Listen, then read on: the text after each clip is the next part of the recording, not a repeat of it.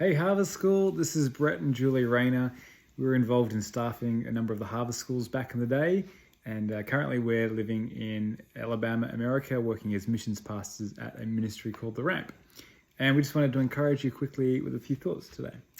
Yeah, we were just thinking about you guys, praying for you today, and I just felt like I wanted to encourage you. You know, it can be really daunting coming out of Harvest School and being on fire just to change the world and to, see all this radical change. And then you can go back to your hometown or maybe just back to what is quote unquote a normal job at a coffee shop or whatever. And it can kind of seem like, well, how do we apply what we learned in Harvest School, all these life-changing principles? Like, how do I apply that in the Western world or where I'm at or in my workplace and things like that? And, and I think we felt overwhelmed by that too. And when we felt called back to the Western world, it's not probably a context we ever imagined ourselves being in long term. But something that's helped us is to start small, but start. It's really about wherever you are, whether you're in America or Europe or Africa, wherever you are, it's about rooting in and reaching out. And so wherever you are, like just rooting into where you are, making relationships, but really taking that heart of Harvest School and just living a missional life where you are. Now that doesn't look like, maybe it does for you. Maybe it looks like evangelizing your whole street, and getting everybody saved. But for us, we've got 3 kids. We're living normal life, quote unquote normal.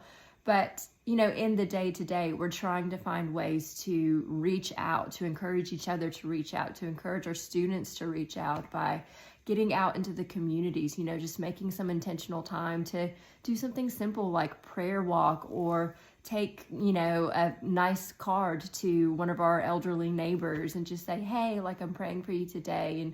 And, sometimes just small things, they seem too small and too simple, so we end up not doing them. But it's in those small, simple things that the Lord can really move, and it's just making space for the Holy Spirit to move. And so just a couple of quick testimonies. We've been encouraging our students to really reach out to some of the low-income housing in our community because we live in a pretty small town, and there's a lot of poverty in our town.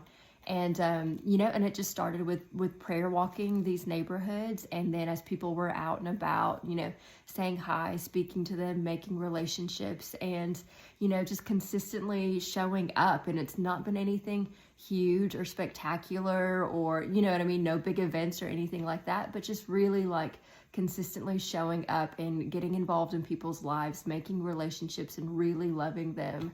And, just a few weeks ago, our students saw their first healing out in those communities. And there was a man who they felt led to pray for, and he wanted to give his heart to Jesus. And he died a few weeks later. And if he hadn't had that experience of, meeting our students and giving his heart to the Lord, he might not be with the Lord today. And so it's just these little things that are so encouraging to our hearts, because it's starting simple, starting small, but just starting where you're at and making room for the Holy Spirit to do something.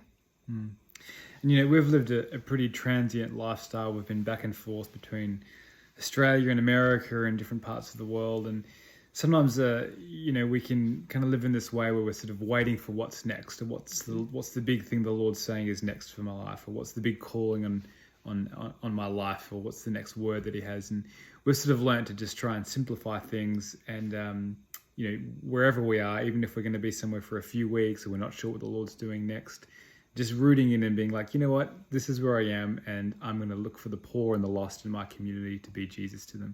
And more than ever, we kind of have come to just realize that being a Christian is following Jesus. And no matter where you are, Jesus is always moving, and he's moving towards the lost and the broken. So Christianity is following him towards the lost and the broken. And you can do that wherever you are right now. You can follow Jesus. And the other thing I wanted to encourage you with quickly is read your Bible and pray every day. Every season of life, read your Bible and pray every day. It's so important.